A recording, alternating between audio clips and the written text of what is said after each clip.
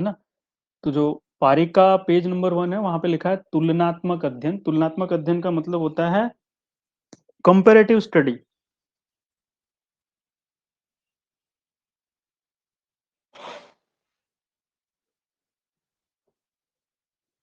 ठीक है। तो कंपैरेटिव स्टडी में क्या होता है, अब इसमें चरक भी है, सुश्रुत भी है, अष्टांग हृदय भी है, मतलब जो हमारे तीनों बृहत्त्रयी जिसको कहते हैं, आप सभी को शायद ये वर्ड पता होगा। तो बृहत्त्रयी का तुलनात्मक अध्ययन कंपैरेटिव स्टडी की जाती है। तो कोई ये सोचे कि सिर्फ पारिक पढ़ के हम एंट्रेंस निकाल लेंगे या फिर एमओसीएच एमओ निकाल लेंगे, मैं बोलूंगा ये आप सिर्फ और सिर्फ 30% मेहनत कर रहे हो। उसके लिए आपको होल एंड सोल संहिताओं का भी अध्ययन उतने ही अच्छे से करना होगा। ये कैसा है, रेडी रैकनर जैसा है, जिसको फॉर एग्जांपल आप सभी ने हैंडबुक्स पढ़ी होगी मेडिसिन की, या फिर यूरोलॉजी की, या तो फिर पल्मोनोलॉजी की, अलग अलग की हैंडबुक्स आती है। वो हैंडबुक क्या है, एक रेडी रैकनर टाइप रहता है। तो पारीख भी रेडी रैकनर है। तो रेडी रैकनर कब आपको ध्यान में आता है, जब आपने ऑलरेडी उन संहिताओं को पढ़ रखा हो। दूसरा, तो फिर आप क्वेश्चन करोगे सर इसका मतलब हमें पहले संहिता पढ़नी चाहिए। मैं कहूँगा हाँ बिल्कुल आप सही कह रहे हो, लेकिन इसका वाइस वर्सा भी है। पारीख जिस तरह से हम लोग यहाँ पढ़ाते हैं, आपको सारी चीजें वहां से आपको रिलेट करते चलेंगे, भाई यहाँ पे ये लिखा है, यहाँ पे लिखा है। बिकॉज आयुर्वेद की जो स्टडी है वो क्या है, मेमोरी बेस्ड है। तो आप जितनी ज्यादा मेमोरी क्रिएट करते हो अलग अलग जगह से, उतना ज्यादा मेमोरी बनता है। क्योंकि आप सभी ने स्मृति का अगर श्लोक पढ़ा हो, दृष्ट श्रुत अनुभूतात स्मरणात् स्मृति उच्यते। दृष्ट श्रुत अनुभूत और स्मरण, ये चार मेन आप कह सकते हो क्राइटेरिया है मेमोरी को जनरेट करने के। तो अगर आप इन चारों चीजों को फॉलो करते हो तो ही मेमोरी जो है ना वो जनरेट होती है, और आप इसको अच्छे से लंबे टाइम के लिए याद रख सकते हो। इसको हमें ध्यान रखना रहता है ना। तो तुलनात्मक अध्ययन में हम लोग स्टार्ट करते हैं। सबसे पहले आप देखो, और एक चीज और मैं बताना चाहूंगा, मुझे है ना सिर्फ वन साइडेड बोलते हैं ना, कि एक तरफ से सिर्फ मैं बोलता जाऊं, मुझे ये अच्छा नहीं लगता है। मुझे लगता है आप लोगों का भी रिस्पॉन्स होना चाहिए, तो मैं बीच बीच में आपसे क्वेश्चन पूछता रहूंगा। ओके। किसी को अगर क्वेरी है, आप सब में स्टूडेंट में, तो आप भी मुझे पूछ सकते हो। बीच बीच में पॉज ऐसा आएगा, यानी पेज चेंज होगा, तो उस टाइम पे आप पूछो। कोई टॉपिक चल रहा है, कुछ मैं एक्सप्लेन कर रहा हूँ जिसमें आपको समझ में आ रहा है, तो बीच में से मैं रिक्वेस्ट करूंगा आप उस लिंक को ना तोड़ें। क्योंकि बहुत सारी चीजें, कभी कभी लिंक टूट जाता है तो हम जो बताना चाहते हैं भूल जाते हैं। तो आपको अगर क्वेरी आ रही है तो इन बिटवीन सपोज हम पेज चेंज होने वाला है, या फिर at the end of the class आप उस टाइम पे पूछ सकते हो। मैं आपको सफिशिएंट टाइम दूंगा उस टाइम पूछने के लिए। तो मैं रिक्वेस्ट करूंगा, बीच में अगर आपको पूछना है तो पेज चेंज हो रहा हो या फिर नया टॉपिक स्टार्ट हो रहा हो, वहां से आप पूछ सकते हो कि सर ये क्वेरी थी। अदरवाइज मैं आपसे क्वेश्चन आंसरिंग करता रहूंगा। आप सब मैसेज में भी टाइप कर सकते हो, या फिर अनम्यूट करके कोई एक दो जन जिसको लगता है कि आ रहा है तो आप बता सकते हो। तो दोनों तरफ से अगर कन्वर्सेशन हो रहा हो तो अच्छा लगता है और मजा भी आता है पढ़ाने में, और वो आपको भी थोड़ा सा इजी अंडरस्टेबल रहेगा। ठीक है। सो हम लोग स्टार्ट करते हैं। मैं फिर से कंफर्म करना चाहूंगा, आप सभी लोग आई होप स्क्रीन देख पा रहे हो और मेरी आवाज भी सुनाई दे रही है। ओके। हरजीत, आवाज आ रही है मेरी? Please reply. बॉस क्लिक है, सही है boss. Yes sir. Okay okay okay. Thank you thank you. तो सबसे पहला वर्ड यहाँ पे देखो, त्रिसूत्र दिया हुआ है। अब त्रिसूत्र का अगर कोरिलेशन आप करना चाहोगे, तीन सूत्र, सूत्र का मतलब होता है, तो जो मैंने जिस तरह से पढ़ा हुआ है, तो तीन कोड या फिर तीन ऐसी चीजें जिसपे पूरा आयुर्वेद टिका हुआ है। तो आप सभी ने चरक संहिता का जो फर्स्ट चैप्टर है का, वहां पे इस श्लोकों को पढ़ा होगा, है ना। आई होप मुझे कोई ना हो जिसको ये श्लोक का रेफरेंस ना पता हो, है ना। तो इस श्लोक, देखो जो भी चीजें हम पढ़ेंगे ना, ट्राई करेंगे कि उसके रेफरेंस तक हम जाएं, क्योंकि एग्जाम में यही सारी चीजें पूछी जाती है। तो का श्लोक आप सभी पढ़ोगे तो क्या लिखा है, हेतुलिंग औषध ज्ञानम त्रिसूत्रम परायण स्वस्थ आतुर परायणम त्रिसूत्रम शाश्वतम पुण्यम बुद्धिताम। उन्होंने बोला ये त्रिसूत्र कैसे हैं, शाश्वत है। चिकित्सा के क्षेत्र पे जाओगे, इन तीनों के अलावा आप चिकित्सा कर ही नहीं सकते। हेतु, हेतु का मतलब क्या होता है, कारण, उस रोग का कारण, रोग का लक्षण। औषध मतलब उसकी चिकित्सा, है ना। इतना आप सभी को समझ में आता है, ये सिंपल सी बात है। अब इसमें कोई एक प्रधान होगा, क्या आप बता सकते हो इस त्रिसूत्र में प्रधान कौन है? लिंग। बिल्कुल सही आपने बोला। इस त्रिसूत्र में जो लिंग, जिसको हम लक्षण कहते हैं, रोग का लक्षण, ये प्रधान है। आपको हेतु पता हो, सॉरी, हेतु मालूम है, औषध भी पता है, जान रहे हो, लेकिन रोग का लक्षण ना पकड़ में आए तो आप उसकी चिकित्सा कैसे करोगे? You should know the symptom of disease, तो ही आप उसको मेडिसिन। तो इसीलिए लिंग यानी लक्षण जो है ना, प्रधान बोला गया त्रिसूत्र में। अब त्रिदंड की बात करते हैं हम, है ना। त्रिदंड क्या है? अब ये श्लोक है, ये भी चरक सूत्र 1 का ही श्लोक है। इस श्लोक के बारे में आप सभी ने पढ़ा हुआ होगा, और सभी दोनों, सत्व आत्मा शरीरम च त्रयम एतत् त्रिदंडवत्। श्लोक है, सत्व आत्मा शरीरम च त्रयम एतत् त्रिदंडवत् लोकस तिष्ठति संयोगात तत्र सर्व प्रतिष्ठितम। तीन दंड क्यों बोला? ट्राइपोड, या जिसको हम कहते हैं, तो इस तरह से आप ले सकते हो। तूने क्या बोला? सत्व, सत्व का मतलब होता है मन, आत्मा और शरीर। ये क्या है? त्रिदंड है। ओके, त्रिदंड, इसी को पूरा का पूरा इन्होंने बोला इज इक्वल टू पुमान, और इज इक्वल टू पुरुष।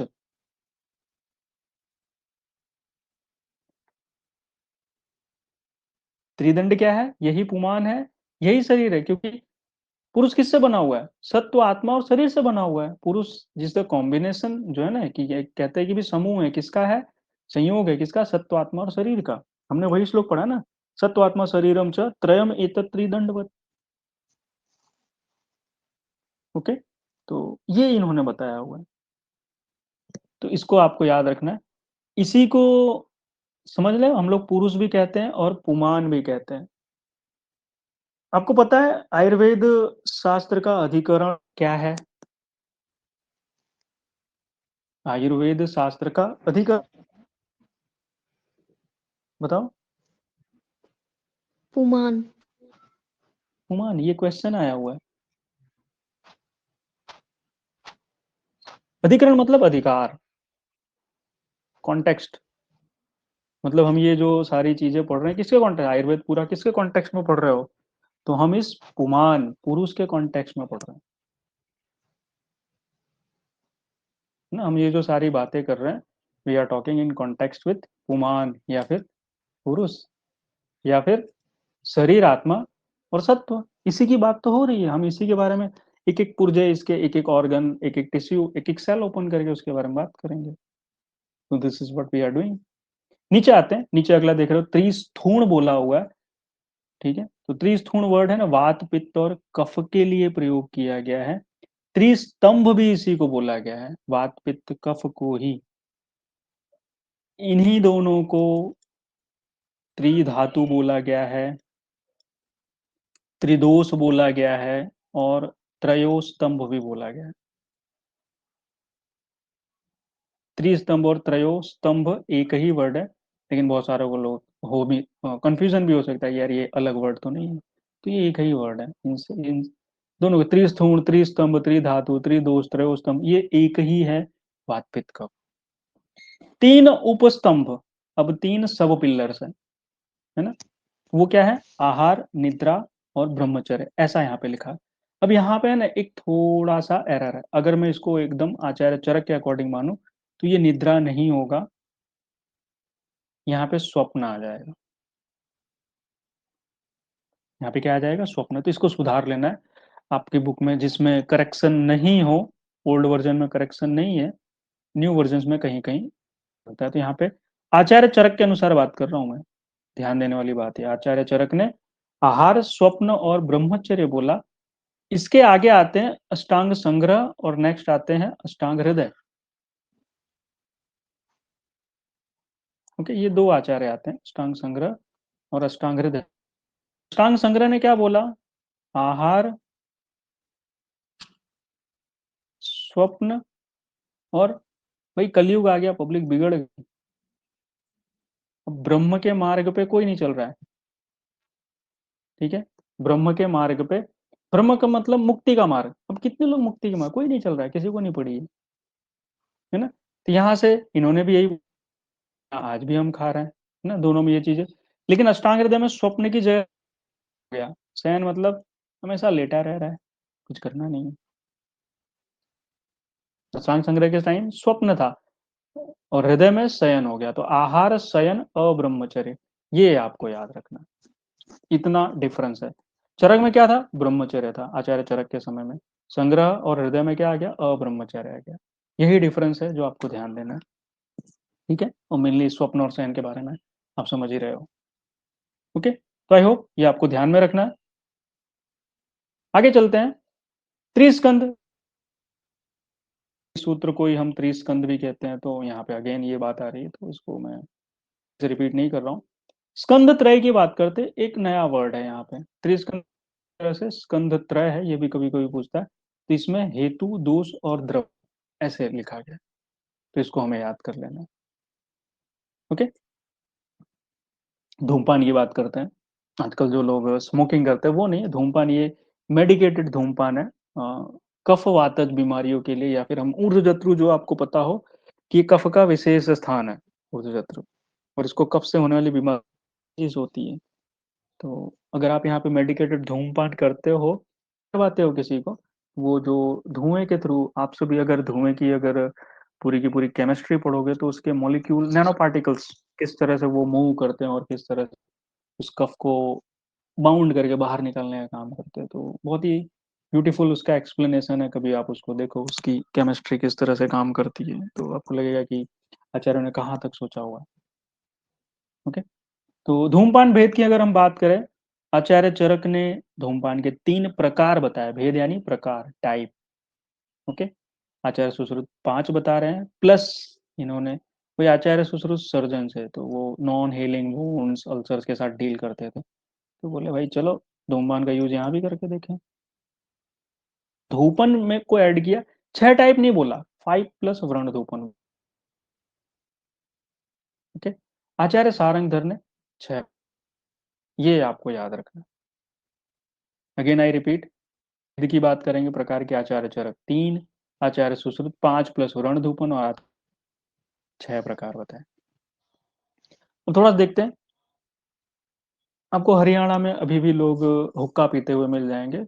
हुक्का ही धूम नेत्र का प्रमाण, मतलब एक्चुअल में धूम नेत्र है, बट लोगों ने उसमें तंबाकू मिलाना शुरू कर दिया। ठीक है, तंबाकू नेटिवली हमारे यहाँ का नहीं है, वो मानते हैं, है ना, तो उसका अलग ही है ओरिजिन, यहाँ पे तंबाकू नहीं होता था, उसको बाहर से लाया गया है। गोल्डन लीफ, वो भी बहुत सारी जगह पे ऐसा वर्ड आता है। तो धूम नेत्र का प्रमाण की बात करते हो, हमें सबसे पहले आप सभी इससे परिचित होंगे, अंगुल प्रमाण क्या होता है। तो PSV, है ना, प्रायोगिक स्नेहिक वैरेचनिक, बहुत सारे लोग PVS भी याद करते हैं, तो आपको जैसे याद रहता है वैसे आप इसको मेमोराइज कर सकते हो, PSV या PVS। PSV करोगे तो 36 32 24 याद रखना, वो एक सीक्वेंस में जाएगा। PVS करोगे तो सीक्वेंस 36 24 32, ये अलग अलग सबका क्राइटेरिया है इसको रटने का। ओके, तो हम लोग इसको PSV याद रखते हैं, 36 32 24, इस तरह से। आचार्य सुश्रुत ने इसको थोड़ा सा बढ़ा दिया, 48 32 24, ये जो प्रायोगिक में ना उसकी लंबाई बढ़ा दी। प्रायोगिक क्या है, ज्यादा यूज किया जाता है, इसकी लेंथ थोड़ी बढ़ा दी। बाकी स्नेहिक और वैरेचनिक 32 32 है। कासग्न और वामक, ये नए ऐड किए, ये पूछता है एग्जाम में, इसको थोड़ा सा आप रट लेना। आचार्य सुश्रुत ने वर्ण धूपक बताया, लेकिन उसकी लेंथ नहीं बताई, भूल गए बताना, बोले यार छोड़ जाने दे, ध्यान नहीं है। इसकी लंबाई है ना सारंगधर ने बताई, और सारंगधर यहाँ पे एक खेल कर गए, वामक की है ना 10 लिख के। तो हमें क्या याद रखना, आचार्य सुश्रुत कासग्न वामक 16 अंगुल, आचार्य सारंगधर वामक और वर्ण धूपक 10 अंगुल, कासग्न उनका 16 ही है। देखो एग्जाम में एक चीज मैं आपको बोलना चाहूंगा, आपको एज अ स्टूडेंट नहीं, एज अ एग्जामिनर पढ़ाई करनी है। एज अ एग्जामिनर पढ़ाई क्या करना है, क्वेश्चन कैसे बनते हैं, एक स्टैंडर्ड क्वेश्चन कैसा बनता है, तो आपको हर जगह ना क्वेश्चन दिखाई देने लगेंगे। इसके लिए आप जब आप क्वेश्चंस लगाते हो तो आपको समझ में आता है कि क्वेश्चन बनता कैसे है या फिर कैसे बनाना चाहिए। अब ऐसा नहीं कि यार चलो पेज नंबर पूछ लें, यहाँ मात्रा अलग है तो ये क्वेश्चन बन गया।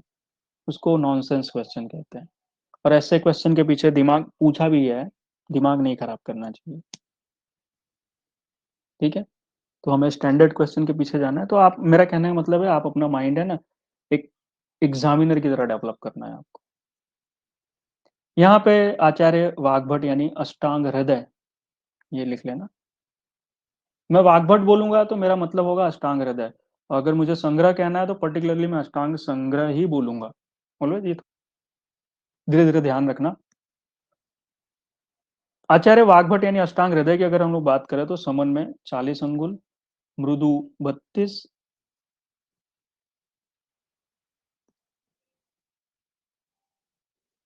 तीक्ष्ण में अगर हम बात करें तो 24 है, कासग्न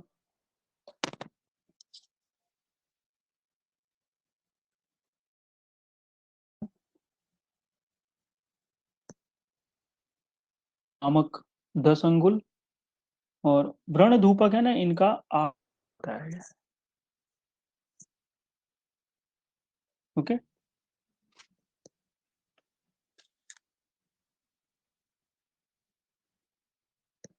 इसको थोड़ा सा लिख लेना। व्रण धूपक 8 अंगुल है। नीचे आते हैं।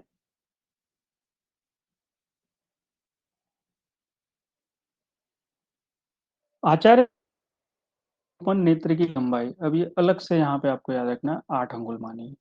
आचार्य वाग्भट ने भी व्रणधूपन की 10 नहीं है, ये 8 अंगुल ही है। तो दोनों ने व्रणधूपन नेत्र अंगुल की लंबाई है ना 8 अंगुल मानी है, आचार्य सुश्रुत और आचार्य वाग्भट ने। ऑलराइट, आगे आते हैं धूमपान के काल। तो भाई धूमपान कब करना है, हुक्का कब पीना है, तो आचार्य चरक ने, सुश्रुत ने, वाग्भट ने इसका टाइम बता रखा। तो आप भी, आज भी आप हरियाणा में जाओ, पर्टिकुलरली मैंने वहीं देखा हो इसलिए वहीं का रेफरेंस यानी एग्जांपल दे रहा हूँ। वहाँ के लोग पूरे दिन में मतलब हुक्का पीते हैं, आदत है वहाँ पे, ये उसको फॉलो कर रहे हैं। तो चरक का जो प्रायोगिक हमने बात की थी, प्रायोगिक मतलब रेगुलर, इसको कहते हैं भाई जर्नल, हुक्का चल रहा है, तो 8 बार बताया हुआ है। ओके, 8 बार उन्होंने बताया हुआ है। तो सबसे पहले हम लेते हैं सुबह उठा, नंबर 1। मतलब याद कैसे करना है, सुबह उठा चल यार हुक्का पीते हैं, है ना। बहुत सारे लोग सुबह उठने के बाद ही क्या करते हैं, ला यार दारू ला थोड़ा सा, है ना। दारू पीने के बाद ही उनकी, यानी अल्कोहल लेने के बाद ही थोड़ा सा उनका मूड खुलता है कि हाँ, बेड के नीचे ही वो बोतल रखी रहती है, पिया। तो ऐसे ही हुक्का यहाँ पड़ा, उठे सबसे पहले हुक्का पीना है। ओके, मतलब नंबर 2 पे क्या करते हो आप, दातून करते हो। समझ में आ रहा है आपको। जी बॉस। है ना। तो उठे, उसके बाद दातून करते हैं। दातून करने के बाद आप क्या करोगे, नहाओगे, नहा धो लिए। नहाने धोने के बाद आप क्या करोगे, नंबर 4 पे अंजन लगाओगे, भाई आंख में सूरमा लगा लें। नंबर 5 पे चल भाई थोड़ा सा नस से कर लें, ये प्रोसीजर आ गई, है ना। नंबर 6 पे, अरे यार बीच में नस में जैसे ही नाक में नस डाला थोड़ी छींक आ गई, है ना। छींक आ गई, चलो भाई ये सब ठीक ठाक है, चलो भोजन कर लेते हैं, खाना खा लिया। कभी कुछ उल्टा सी, इन केस कभी वमन होता है, तो नंबर 8 पे वमन है, वमन को सबसे लास्ट में रखा। तो हमने कैसे याद किया, सुबह उठे, उठने के बाद ब्रश किया, ब्रश के बाद नहाया, नहाने के बाद, नहाने के बाद क्या किया, सब हो गया, तो हम क्या करते हैं, पाउडर वाउडर लगाते हैं भाई, क्रीम पाउडर तेल वेल। तो हमने अंजन किया, सूरमा आजकल कोई नहीं लगाता है, अंजन किया चौथे में। 5वें नंबर पर नाक में तेल लगा, रोज नस्सी करने के लिए बोला गया 5वां नंबर। 6ठा नंबर है, जैसे नाक में हम कुछ डालते हैं इरिटेट करता है, तो छींक आ गई, चलो भाई फिर से धूमपान। खाना खाया, खाना खाने के बाद हल्का कफ बढ़ता है, आजकल लोग मुखवास खाते हैं, अगर आपको पता हो। मतलब लाइक वो सौंफ है, सौंफ के साथ मिश्री आती है, या फिर बहुत सारे लोग सेकी हुई सुपारी भी खाते हैं, उसको हम मुखवास कहते हैं। तो उसकी जगह लोग क्या करते हैं, भोजन के बाद प्रायोगिक धूमपान। और नंबर 8 है, कभी उल्टा सीधा खाया, वमन हो गया, तो हम करेंगे। तो ऐसे आपको है ना ये याद हो सकता है। मैं नहीं कहता सबका सब याद होगा, लेकिन मेजोरिटी हमें याद रहे तो एक क्राइटेरिया या एक तरीका है, इस तरह से आप इसको याद कर सकते हो। आचार्य वाग्भट की बात करते हैं, तो इन्होंने तीक्ष्ण 5 बार ही लेना है दिन में। भाई तीक्ष्ण, अगर आपको लगता है तीक्ष्ण कैसा होता है, कुछ ना करो, हल्दी को, खड़ी हल्दी लेना, कभी घी में डुबाना, उसको जला के उसका धुआं एक बार लेना, वो जो दिमाग पे चढ़ता है ना, एकदम से आपको लगेगा इतना तीक्ष्ण हल्दी है खाली। बाकी आप धूमपान के द्रव्य देखोगे ना, हाईली इरिटेंट है। उसमें भी उन्होंने कुछ द्रव्य मना किए, हम लोग, आप लोग चरक में जब पढ़ोगे आगे तो आपको समझ में आएगा। ओके। आचार्य सुश्रुत की बात करते हैं, प्रायोगिक स्नेहिक वैरेचनिक, जिसको हम लोग PSV, है ना, 453, या फिर जैसे भी आप याद करना चाहो इस तरह से, PSV 4-5। एक सीक्वेंस जो आप लेके चलोगे ना, ऑलवेज उसी को फॉलो करोगे, है ना। PSV देखो, हमने ऊपर भी PSV पढ़ा, यहाँ भी वही पढ़ रहे हैं, वो सीक्वेंस ही फॉलो करोगे, क्योंकि दिमाग आपका, कभी आपने उल्टा सीधा किया तो फिर वैसे ही वो याद करता है, फिर गलती करते हो आप। ओके। तो आचार्य चरक, तो कुछ और कह रहे थे आचार्य सुश्रुत, थोड़ी सी इन्होंने टोटल 12 बार यहाँ पे जो बात करा उसको इन्होंने सब क्लासिफाई किया कि प्रायोगिक स्नेहिक विरेचनी 453, 453 उन्होंने बताया। तो प्रायोगिक क्या है, दंत प्रक्षालन, यानी ब्रश करने के बाद, नहाने के बाद, भोजन के बाद और शस्त्र कर्म के बाद, ये नया ऐड किया। भाई आचार्य सुश्रुत से क्या पूछेगा, यही तो पूछेगा ना, आचार्य सुश्रुत के अनुसार शस्त्र कर्म के उपरांत कौन सा धूमपान करना चाहिए। इज अ सर्जन, उससे रिलेटेड क्वेश्चन आएगा। This is what we have to memorise और रिमेंबर, आपको यही क्वेश्चन बनता है। So this is the question जो आपको ध्यान में होना चाहिए। स्नेही कब लेना है, अब सिंपल से एक बात बताऊं, ये सारे जो कर्म देख रहे हो ना, मूत्र त्याग, मैथुन, छवथु, क्रोध, तो मेजोरिटी ये चार इसमें से क्या करते हैं, वात का प्रकोप करते हैं। मूत्र त्याग वात का प्रकोप करता है, एक क्रोध है पित्त का प्रकोप करता है, बाकी ये सब तो चार वात है। वात को कम करने के लिए क्या करोगे, स्नेह का प्रयोग, तो स्नेहिक धूमपान। वैरेचनिक, तो स्नान किया है, दिवा स्वप्न किया है, छर्दी किया है, इन तीनों के बाद कौन सा दोष बढ़ेगा, पता है, दिन में सोने से कौन सा दोष बढ़ता है। कफ बढ़ता है ना। कफ कब कफ बढ़ता है, अगर हम जर्नली बात करें कब बढ़ता है, तो स्नान के बाद भी कुछ लोगों को हल्का सा कफ, जो भी हल्का फुल्का कफ भी नहीं छोड़ते थे आचार्य। सर्दी के पश्चात जो बचा हुआ कफ है, उसको निकालने के लिए वैरेचनिक थोड़ा सा तीक्ष्ण आप दे सकते हो, ऐसा आचार्य कहना चाह रहे हैं। ठीक है। तो इसमें हमें ना दिवा याद रखेंगे, क्यों, क्योंकि आचार्य चरक ने वमन में प्रायोगिक धूमपान बोला है ना, इसी सर्दी वाला, क्योंकि ये यहाँ पर आचार्य सुश्रुत इससे डिफर कर रहे हैं, उनसे अलग हो रहे हैं, इसलिए ये क्वेश्चन बनता है। तो आपको ये याद रखना।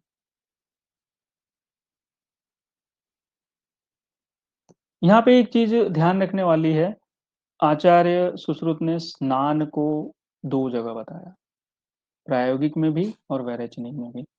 ये आपको थोड़ा सा कंसिडरेशन में लेना होगा, स्नान कहाँ कहाँ पर है, प्रायोगिक एंड वैरेचनिक, दोनों धूमपान में है।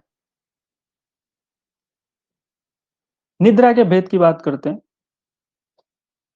तो निद्रा क्वेश्चन काफी ज्यादा पूछा गया है, बहुत सारे लोगों के टाइप दिए हुए हैं। निद्रा, आचार्य डल्हन, आचार्य डल्हन ने सुश्रुत संहिता पे कौन सी टीका लिखी है, निबंध संग्रह। सुश्रुत संहिता की टीकाकार हैं, कौन सी लिखी है, निबंध संग्रह। निबंध वेरी गुड, निबंध संग्रह लिखी हुई। ये तो मुझे लगता है हर किसी को समझ में। मेरा पूछना ये है कि किस स्थान पर लिखी हुई है, निधान स्थान। और कोई,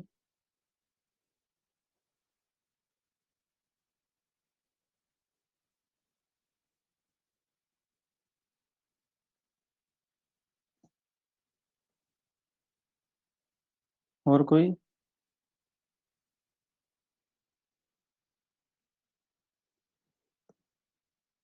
सिर्फ निदान स्थान पर लिखी गई। दल्हन, निबंध संग्रह, सभी पे लिखी गई है ना। आचार्य डल्हन ने सुश्रुत संहिता के सभी स्थानों पर टीका लिखी है जिसका नाम है निबंध संग्रह। ठीक है, इसको याद रखना है। तो आते हैं निद्रा के भेद। देखो 6 टाइप बताए गए हैं। 6 टाइप में आप देखोगे तमो भवा, तम के कारण जो उत्पन्न होती, तम मतलब रात्रि, श्लेष्म समुद्भवा कफ पड़ने की वजह से। और इसके बाद कहते हैं मन शरीर श्रम संभवा। आचार्य चरक ने इसको ना एक बना दिया।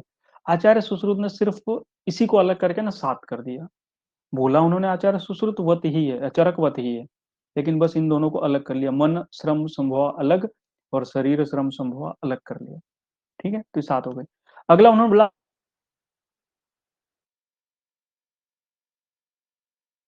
जैसे, और रात्रि स्वभाव प्रभुआ, रात्रि के स्वभाव आती है। तो ये 6 टाइप बताए हुए हैं। तो ये आपको याद रखना है। मेरा क्वेश्चन है, आपको पता है आचार्य चरक ने निद्रा के भेद कहाँ बताए हैं? रेफरेंस पूछता है। सूत्र 21। चरक सूत्र 21 में। अब देखो इसीलिए संहिता पढ़ना जरूरी है। तो ये लिख लोगे, चरक सूत्र 21 में ये बताया गया है। चरक सूत्र 21 का नाम पता है किसी को? जरूरी नहीं हुआ चरक सूत्र 21 ही ऑप्शन में, चैप्टर का नाम भी हो सकता है। एनीवन? सूत्र 21 का नाम पता है? Very good. उस चैप्टर का नाम है अष्टो निंदित अध्याय। चलो मैं आपको एक अच्छी बात बताता हूँ। आप सभी ने आयुर्वेद में कहीं एंडोक्राइनोलॉजी नहीं पढ़ी होगी। ये जो अष्टो निंदित में 8 निंदित पुरुष बताया है ना, वो टोटली एंडोक्राइनोलॉजी है। फॉर एग्जाम्पल आप देखो उसमें बोला अति दीर्घ, अति ह्रस्व। सो ये क्या है? ग्रोथ हार्मोन, हाइपर सिक्रेशन और हाइपो सिक्रेशन। वो एंडोक्राइनोलॉजी के बारे में बात कर रहे हैं। और लोग कहते हैं कि यार आयुर्वेद को एंडोक्राइन के बारे में, हार्मोन के बारे में तो पता ही नहीं था। पता है, वो सब लिख रुका है ना। होप सो बहुत सारे लोगों को पता भी होगा, ऐसा नहीं कि नहीं पता होगा आप सब में से। तो इस तरह से आप चैप्टर देखो ना, समझ में आएगा। नेक्स्ट देखते हैं, आचार्य सुश्रुत की बात करते हैं। इन्होंने क्या बताया? यहाँ पे जो लिखा है ना वो सही लिखा हुआ है, आपको कुछ काटना नहीं है। ठीक है, तो क्या क्या है? वैष्णवी है पहला, दूसरा वैकारिकी है और तीसरा तामसी है। ओके, जो बुक में है 3 प्रकार की निद्रा है, वैष्णवी, वैकारिकी और तामसी। इसका वर्णन कहाँ पे क्या किया गया है? सुश्रुत शारीर 4 में, जिसका नाम है गर्भ व्याकरण शारीर। ओके, चैप्टर का नाम क्या है? गर्भ व्याकरण शारीर, सुश्रुत शारीर स्थान, चौथा चैप्टर है। इतना हमें याद रखना है। बाकी मैंने आचार्य वाग्भट का आपको बताया, नीचे वही लिखा हुआ, मन और शरीर संभवा को अलग कर दिया 7। तो हमारे लिए आसान है इसको याद करना। आचार्य सारंगधर की आप मानोगे तो उनका एक ही भेद है निद्रा का। निद्रा भेद सिर्फ एक है, आचार्य सारंगधर। ये भी कभी कभार हो सकता है पूछ सके, ये आपको थोड़ा सा ध्यान में रखना है। ओके, दही, दही यानी कर्ड, बहुत फेमस है, बहुत सारे लोग खाते हैं। वेजिटेरियन के लिए बोला जाता है, एक प्रोटीन का सोर्स है। नॉन वेजिटेरियन के लिए बोला जाए तो बहुत सारे डिश में उसको मिक्स करके बनाते हैं, जो कि नहीं भी करना चाहिए। तो आचार्य चरक सुश्रुत की बात करोगे तो 3 भी है और 7 भी है, दोनों लिख लेना। 3 and 7 both are the types जो कि आचार्य सुश्रुत के अकॉर्डिंग बताए गए हैं, वर्णित किए गए। भाव प्रकाश की बात करें तो 5 प्रकार के। 5 प्रकार कौन कौन से? तो वो नाम लिख लो। घोल है, मथित, तक्र, उद्दित एंड छच्छिका। ये उन्होंने टोटल 5 भेद दधी के बताए, आचार्य भाव प्रकाश। बहुत ज्यादा इनका वर्णन आता है। नेक्स्ट देखो, अधारणीय वेग। अधारणीय वेग ऐसे नेचुरल अर्जेस जिसको हमें धारण नहीं करना चाहिए।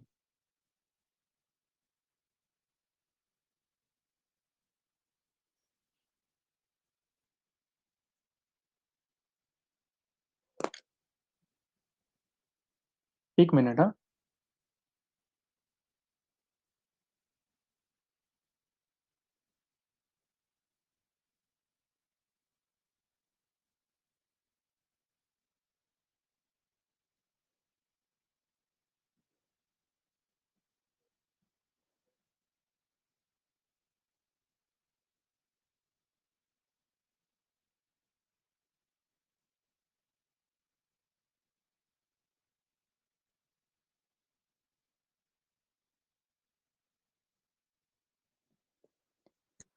तो हम लोग अधारणी के वेग की बात कर रहे हैं, जिसका मतलब है ऐसे नेचुरल अर्ज जिसको धारण नहीं करना चाहिए। तो आचार्य चरक ने इसका वर्णन सूत्र स्थान 7, नाम ही लिखा है न वेगान धारणी अध्याय।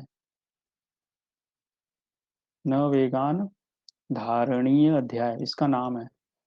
टोटल 13 प्रकार के ऐसे वेग बताए जिसको धारण नहीं करना चाहिए। आप जब कभी आप लोगों ने डिसेक्शन किया हो तो आप सभी ने प्लेक्सस पढ़े होंगे। तो नर्व्स क्या है ना, प्लेक्सस बने हुए। आप अगर इन वेगों के होगा ना, सारे मैच हो से जाते हैं। 2 मैच नहीं होते, बाकी सब मैच होता जाता है। तो जब भी आप किसी वेग नेचुरल अर्ज को रोकते हो तो वो जो प्लेक्सस है ना वो इरिटेट होते हैं। आप अगर उसकी पूरी की पूरी, जिसको हम कहते हैं कि बायोकेमिस्ट्री या फिर फार्माकोलॉजी अगर पूरी पढ़ोगे तो वो किस तरह के सब्सटेंस रिलीज करते हैं जो आगे जाके उस पूरी फंक्शन को क्या करते हैं, हैम्पर करते हैं, खराब करते हैं। नीचे आते आचार्य वाग्भट ने 13 प्रकार के बताए। उन्होंने क्या किया, आचार्य चरक के उद्गार के स्थान पर कास का वेग माना हुआ है। बस इतना इन्होंने अलग किया हुआ है जो हमें याद रखना है। तो 13 प्लस कास बताया हुआ है, ऐसा याद रखना। आचार्य वाग्भट 13 प्लस कास। और इन्होंने जो, he is a very intelligent person. But धीरे धीरे पढ़ते जाओगे, अभी हम लोग अष्टांग हृदय पढ़ेंगे तो थोड़ा बहुत बताऊंगा मैं इनके बारे में। Very intelligent person. इन्होंने जो इसका वर्णन किया है ना इस अध्याय का, सूत्र 4 में, पता है चैप्टर का नाम क्या रखा है? उस ब्यूटी देखो चैप्टर के नाम की, रोगान उत्पादनी अध्याय। रोगान उत्पादनी अध्याय मतलब चैप्टर का नाम पढ़ के ही आपको समझ में जाता है कि भाई ये जो चीजें क्या करेंगी, रोग को उत्पन्न करेंगी। तो ये नाम की ब्यूटी है। आप किसी को पर्टिकुलर नाम देते हो तो उसके पीछे कुछ कारण होते हैं। तो ये आप